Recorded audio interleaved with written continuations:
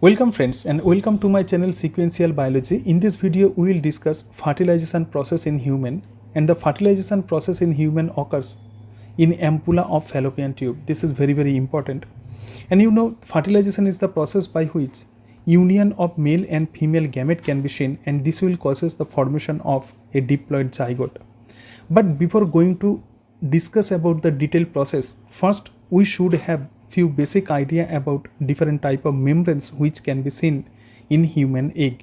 And there are present four membrane. Like any other type of cell, the egg also have plasma membrane, and this plasma membrane is called as ovum membrane. So protoplasm is covered by ovum membrane or the egg membrane.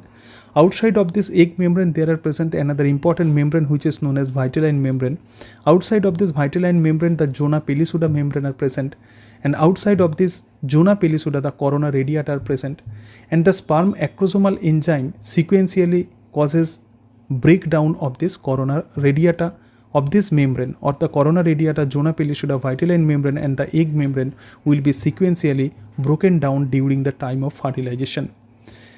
And you should have clear idea that how this membrane will be broken down, and ultimately sperm membrane or spermatozoal membrane will be fused with the egg membrane, and then the sperm pronuclei will be released in egg cytoplasm, and ultimately the egg pronuclei and the sperm pronuclei will be united to form a diploid zygote. And this egg is not fully matured. This is released in arrest phase. What will be this arrest phase? This egg is arrested at metaphase of meiosis II. So the definite nucleus you cannot find in this unfertilized egg. Just after the fertilization, the meiosis II process will be restarted, and this will causes ultimate the development of egg, right? And also another important structure are present just inside the ovum membrane or the egg membrane, which is known as cortical granules. And in unfertilized egg, these cortical granules are present inside of this egg membrane. But after fertilization, and when the sperm membrane will be united with this egg membrane, this cortical granule will be released in the perivitelline space. This is the perivitelline space, and this space reside in between egg membrane and the vitelline membrane, and this hardens the vitelline membrane, and so this will causes the prevention of polyspermy. Only one sperm can fertilize only one egg, right? Now we see the different step of fertilization. The first one is insemination. That means the release of spermatozoa in the female reproductive tract.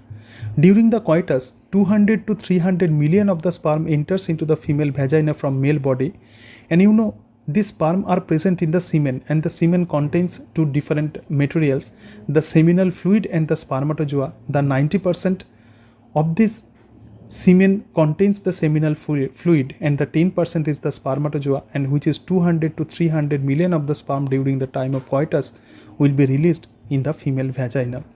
And then this sperm will move towards the fallopian tube. After insemination, the next step of fertilization process in human is capacitation. Within 5 minutes from the vagina, the sperm enters into the fallopian tube because egg reside in this fallopian tube, so sperm must move into this fallopian tube. After 5 to 6 hours, the sperm attain capability to fertilize ovum.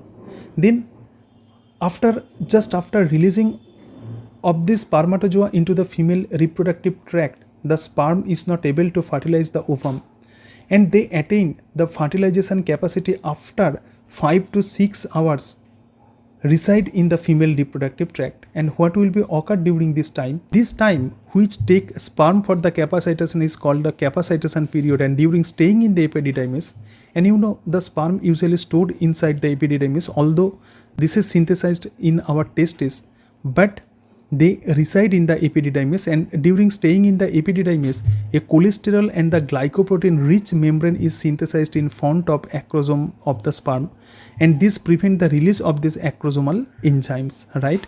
So in the epididymis, the acrosomal enzyme will not be released because a cholesterol and the glycoprotein rich membrane is synthesized in front of acrosome of the sperm. This prevent the release of this acrosomal enzyme.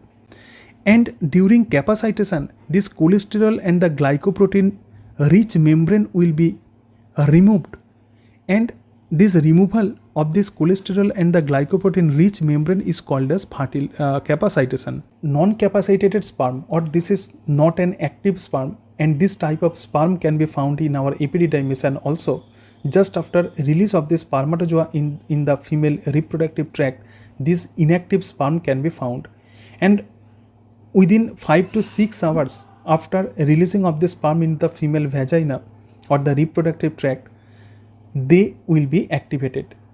And you know, in sperm you can see there are present a head and the tail region, and in the head region the nucleus or the haploid nucleus can be found, and just in front of this nucleus a cap like structure can be found, and this is known as acrosomal cap, and this acrosomal cap contains different type of enzyme, that is acrosin, acid phosphatase, hyaluronidase. So this different type of enzyme can be found in this acrosome, and in front of this acrosomal cap the cholesterol and the glycoprotein rich membrane can be formed.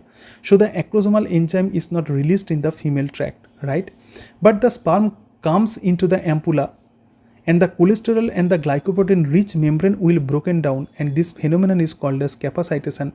And just after the capacitation, sperm attain ability to fertilize the egg. Okay, the next step is the breakdown of the corona radiata, and after capacitation the sperm come in contact with egg, and you know the outer membrane of egg is known as corona radiata.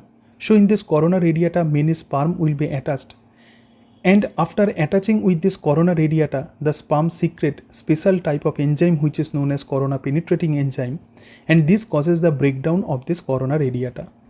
Then capacitated sperm come in contact with the corona radiata, and sperm release a particular type of protein called PH20, and this PH20 is called as corona penetrating enzyme, and this causes breakdown of this corona radiata. And you know, after corona radiata the another important layer is present which is known as zona pellucida. Then ultimately this sperm membrane will be united with the zona pellucida. Okay, so the next stage is attachment of the sperm head with zona pellucida, and here you can see the most outer layer is corona radiata, and then after breakdown of this corona radiata the sperm membrane will be attached with the zona pellucida. After attaching with the zona pellucida the calcium ion enters into the sperm head, and this causes release of these acrosomal enzymes. After entering of calcium into the sperm head, these acrosomal enzymes will be released, and this causes the breakdown of this zona pellucida. But what event can be seen during this binding, and this is known as zona pellucida reaction. And the mammalian zona pellucida contain 3 types of protein. Here this is the mammalian zona pellucida or the egg membrane. Zona pellucida is a type of egg membrane. So these 3 types of protein can be found in zona pellucida, the ZP1, ZP2 and the ZP3. And also the complementary proteins are found in sperm membrane, and 3 types of complementary protein can be found in sperm membrane. The galactosyl transferase will bind with ZP1 of egg membrane. Okay, so egg membrane. And the second is sp95, and this sp95 will binds with ZP2 of zona pellucida layer, and another is sp56, and this will bind with ZP3 of zona pellucida layer, right? Then the ZP protein plus sperm head membrane will be united, and this causes influx of the calcium into the sperm head, and this calcium fused with the acrosome and show the release of the acrosomal vesicular enzyme. A single pore is formed in the zona pellucida. So in zona pellucida a single pore can be formed, and only one sperm can penetrate through this zona pellucida. Here is the diagram. After contact with the zona pellucida, the calcium ion enters into the sperm head, and you know, just in front of the nucleus there are present acrosomal cap, and this acrosomal cap enzyme will be released, and this will causes breakdown of this zona pellucida. Only one sperm can penetrate through this zona pellucida. Alright, so these are the acrosomal vesicular enzyme. After breakdown of this zona pellucida, sperm come in contact with vitelline membrane. Then after binding with this vitelline membrane, there will be formed a very important layer which is known as fertilization membrane, and this fertilization membrane prevent the polyspermy, because many sperm can be attached with this egg, but only one sperm can be fused with egg membrane. So prevention of polyspermy is very important event. Acrosomal enzyme make pore in the vitelline membrane and the sperm head will be attached with the egg membrane.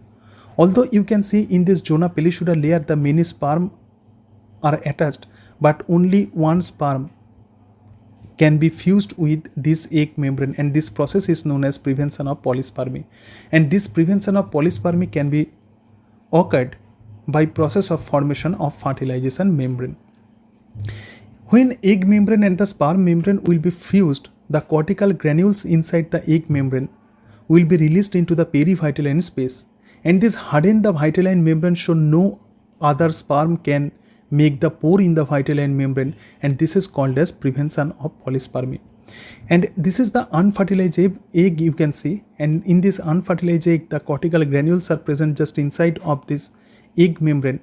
But when the sperm membrane fused with this vitelline membrane, and ultimately this will be fused with the egg membrane, here you can see the sperm membrane fused with this egg membrane, then the cortical granule which reside inside this egg membrane will be released in the perivitelline space, and this harden this vitelline membrane so all of the sperm which are attached with this vitelline membrane cannot penetrate through this vitelline membrane, and this will causes the prevention of polyspermy.